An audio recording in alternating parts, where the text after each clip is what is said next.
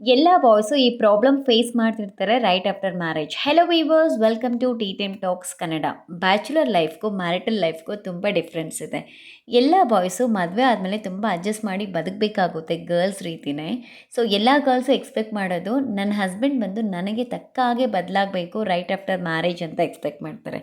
ಅದು ಹೇಗೆ ಪಾಸಿಬಲ್?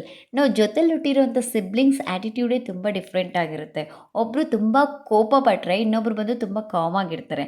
ಅಕ್ಕ ಚಿಕನ್ ಇಷ್ಟಪಟ್ಟರೆ ತಮ್ಮ ಬಂದು ಮಟನ್ ಇಷ್ಟಪಡ್ತಾರೆ. ಸೊ ಒಂದೇ ಬ್ಲಡ್ಡಲ್ಲಿ ಹುಟ್ಟಿರುವಂಥ ಸಿಬ್ಲಿಂಗ್ಸಲ್ಲೇ ಇಷ್ಟೊಂದು ಡಿಫ್ರೆನ್ಸ್ ಇದೆ ಅಂತ ಹೇಳಿದ್ರೆ, ನಾವು ಮದುವೆ ಆಗೋದು ಒಂದು ಸ್ಟ್ರೇಂಜರನ್ನು ನಾವು ಮದುವೆ ಆಗ್ತೀವಿ.